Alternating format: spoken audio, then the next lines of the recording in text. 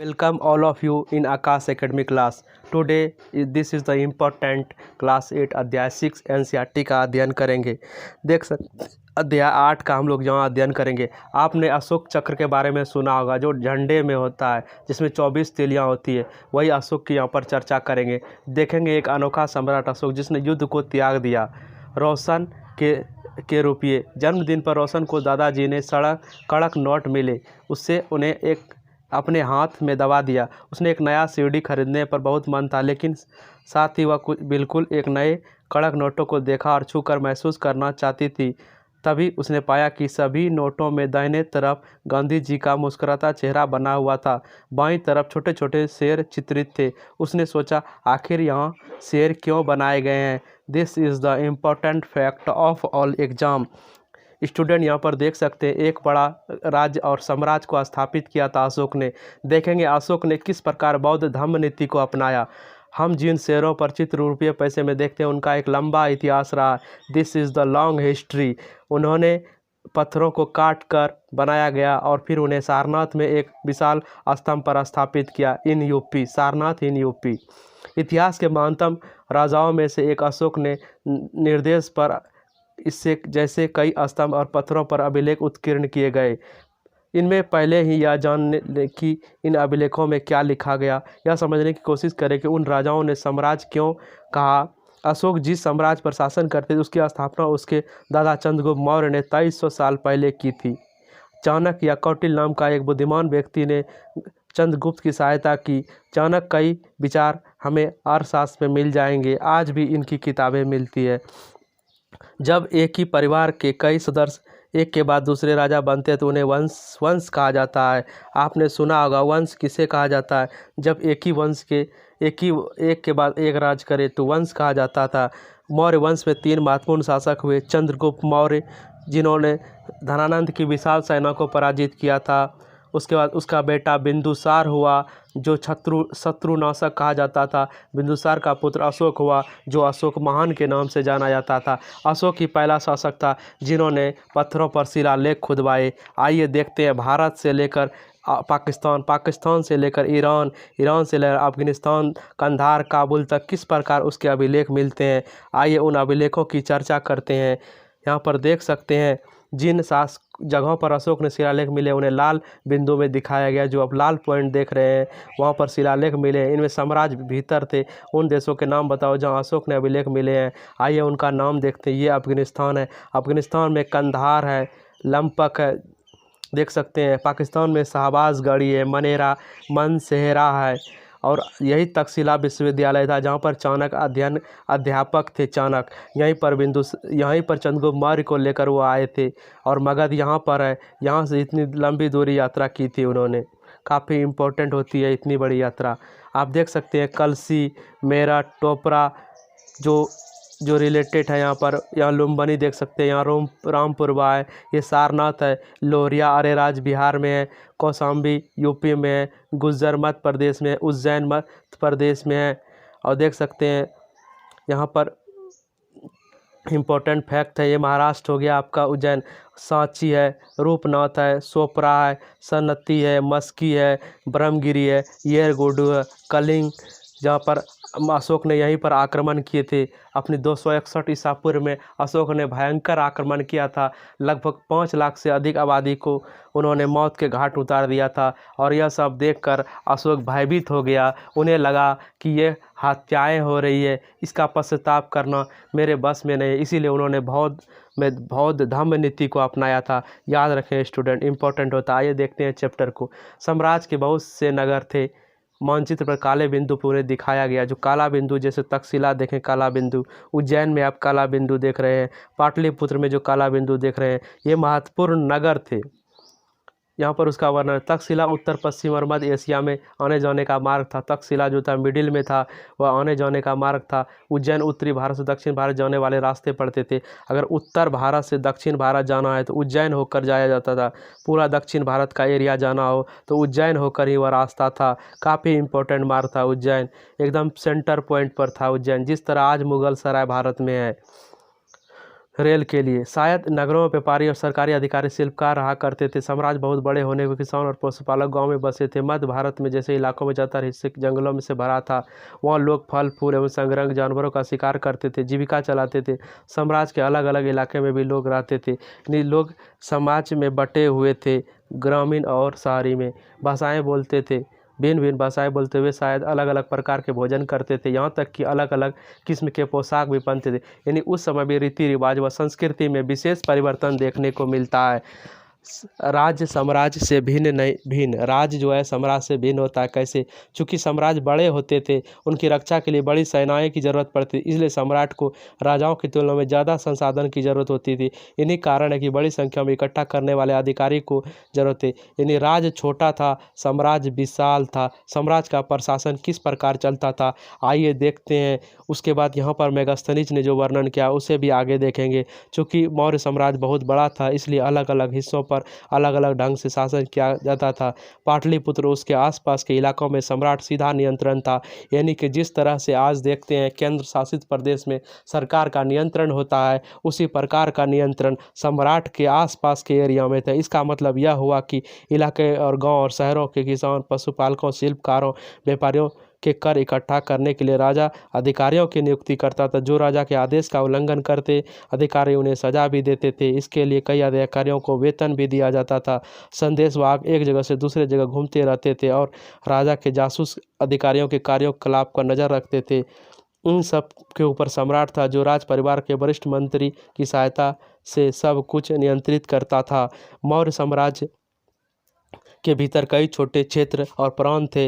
इन प्रांतों में जिस प्रकार आज राज्य होता है, राज्य के अंदर ग्राम होता है, जिला होता है, प्रमंडल होता है, ठीक उसी तरह बटा हुआ तक्षशिला या उज्जैन जैसे प्रांतीय राजधानी के प्रशासन क्या करते थे। कुछ हद तक पाटलिपुत्र के इन क्षेत्रों पर नियंत्रण रखा जाता था। अक्सर राजकुमारों को वहाँ का राज्यपाल, गवर्नर बना दिया जाता था। लेकिन ऐसा लगता है कि इन जगहों पर स्थानीय परंपराओं और नियमों का ही माना जाता था।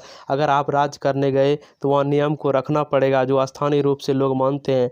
आज भी देखते हैं आदिवासी लोगों का जो ग्रामीण जीवन है, जो जंगली जीवन है, उस पर सरकार छूट देती है। प्रादेशिक क्षेत्रों के बीच विस्तृत क्षेत्र थे। इनके इलाकों में मौर्य शासक सिर्फ मार्गों और नदियों पर नियंत्रण रखने की कोशिश करते थे। यानी जो एरिया इम्पोर्टेंट था उस पर जो है राजा नियंत्रित रखते थे। आवागमन के लिए महत्वपूर्ण थे। यहाँ से यानी जाने आने के लिए जो भी संसाधन कर भेंट के रूप में मिलते उन्हें इकट्ठा किया जाता था। उदाहरण के लिए अर्थशास्त्र में लिखा गया कि उत्तर पश्चिम कंबल के लिए और दक्षिण भारत सोने और कीमती पत्थरों के लिए प्रसिद्ध था। फिर से इसको देखते हैं, उत्तर पश्चिम कंबल के लिए प्रसिद्ध था, भारत सोने के लिए, दक्षिण भारत सोने के लिए। यानी महाराष्ट्र जो कर्नाटक का एरिया है वह सोने संभव है कि संसाधनों को नजराने के रूप में इकट्ठा करते थे। नजराना क्या होता था देखते हैं। जहाँ कर नियमित रूप से इकट्ठे किया जाता वही नजराना अनियमित रूप से जब भी संभव हो इकट्ठा किया जाता है। ऐसे नजराने विविध पदार्थों के रूप में ऐसे लोगों से लिए जाते जो स्वेच्छा से इसे देते थे। नजराना स्वेच्छा से दिया गया चीज़ था और टैक्स तो देना ही पड़ता था। राजधानी में सम्राट किस प्रकार, मेगास्थनीज जो देख सकते हैं, मेगास्थनीज काफ़ी इम्पोर्टेंट है। ये अशोक के शासन व्यवस्था को जानने में मेगास्थनीज की जो इंडिका है वो काफ़ी इम्पोर्टेंट बुक है और विदेशी बुक होने के चलते इसकी प्रामाणिकता भी काफ़ी ज़्यादा बढ़ जाता है। चूँकि चंद्रगुप्त के दरबार में दक्षिण पश्चिम एशिया से यूनानी राजदूत सेल्यूकस निकेटर आया था, या वही यूनान है जो जहाँ पर लगभग 50 वर्ष पहले जो है यहाँ पर सिकंदर आए थे और उसका ही मंत्री था सेल्यूकस निकेटर, और उसी के साथ मेगास्थनीज आए थे। तो यह काफ़ी इम्पोर्टेंट हो जाता है बुक और प्रामाणिकता इसकी काफ़ी ज़्यादा है। मेगास्थनीज जो कुछ देखा उसका विवरण देख रहे हैं यहाँ हम उनके विवरण पर एक अंश दे रहे हैं। सम्राट का जनता के सामने आने के अवसर पर शोभा यात्रा के रूप में जश्न मनाया जाता था। उन्हें एक सोने की पालकी में लाया जाता था। राजा को सोने की पालकी में लाया जाता था। उसके अंगरक्षक सोने और चांदी से अलंकृत हाथियों पर सवार रहते थे। कुछ अंगरक्षक पेड़ों को लेकर चलते थे। इन पेड़ों पर प्रशिक्षित तोते का एक झुंड रहता था जो सम्राट के सिरों के चारों ओर घूमता रहता था। राजा सामान्यतः हथियारबंद महिलाओं से घिरे रहता था। वे हमेशा इस बात से डरे रहते कहीं उन्हें कोई हत्या न करने की कोशिश करे। जिस तरह आज राजनेताओं का होता है, बड़े लोगों का होता है, उसी प्रकार पहले की व्यवस्था थी। पहले भी डाकू थे, पहले भी लोगों की हत्याएं यात्रा के दौरान होती थी। उन्हें खाना खाने से पहले नौकर उसको चेक करता था। वे लगातार 2 रात एक कमरे में नहीं सोते थे। इस तरह की राजशाही ठाट बाट थी। पाटलिपुत्र आधुनिक पटना के बारे में, यह एक विशाल और खूबसूरत नगर था। यह एक विशाल प्राचीन से घिरी थी, जिसमें 570 बुर्ज थे। बुर्ज मतलब जो आप पिलर बोलते हैं, उसी को बुर्ज कहा जाता है। 64 द्वार थे। 2 और 3 मंजिल वाले घर लकड़ी और कच्ची ईंटों के बने थे, जिसका अवशेष आज भी देखने को मिल जाएगा कुम्हारा में। राजा का महल भी ठाट से था, और देख सकते हैं जिस पत्थर पर नक्शी के अलंकृत किया गया था, वे चारों तरफ उद्यानों और चिड़ियों के बसेरों के लिए बनाया गया था। इन्हें राजा जो जानवर प्रिय भी होते थे, इसीलिए आप देख सकते हैं वहाँ पर। आइए आगे देखते हैं, आप बने रहें, कक्षा काफ़ी इम्पोर्टेंट है। और अंत में जंगल के जो इलाके आते थे, वहाँ रहने वाले लोग काफ़ी हद तक स्वतंत्र थे। जो जंगल में रहते उस पर कोई शासन नहीं, आज भी कोई शासन नहीं। जो जंगली लोग हैं, उनमें उम्मीद की जाती थी कि वे मौर्य पदाधिकारी है, वे हाथी, लकड़ी और मधु और मोम जैसी चीज़ें ला कर दे। उनसे भी उम्मीद की जाती थी कि वे भी कुछ ऐसी पदार्थ ला कर दे जो राजा के लिए उपयोगी हो। इसीलिए अशोक एक अनोखा सम्राट था। आइए देखते हैं, अशोक मौर्य वंश का सबसे प्रसिद्ध शासक था। वैसे पहले शासक थे जिन्होंने अभिलेख द्वारा जनता को संदेश पहुँचाया।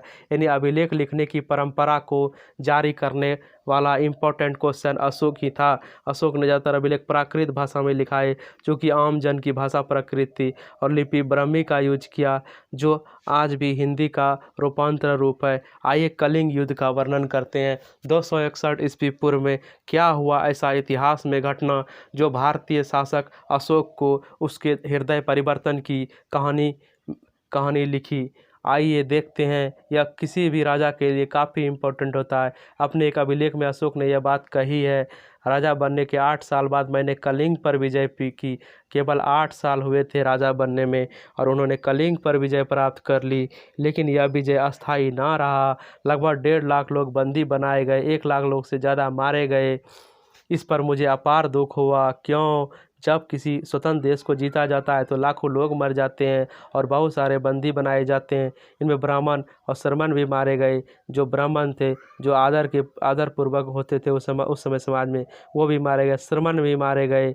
जो लोग अपने संगे संबंधी मित्रों को बहुत प्यार करते थे, दासों और मृतकों के प्रति दयावान थे, वे भी युद्ध में मारे गए, अपने प्रियजनों को खो दिए। इसलिए मुझे पश्चाताप हो रहा है। अशोक बोल रहे हैं कि मुझे पश्चाताप हो रहा है। मैं धर्म पालन करने और दूसरों की शिक्षा देने पर निश्चय किया है। मैं मानता हूँ कि धर्म के माध्यम से लोगों का दिल जीतना, बलपूर्वक विजय प्राप्त करने से, यानी आज भी अगर किसी को जीतना है तो उसके दिल को जीतिए।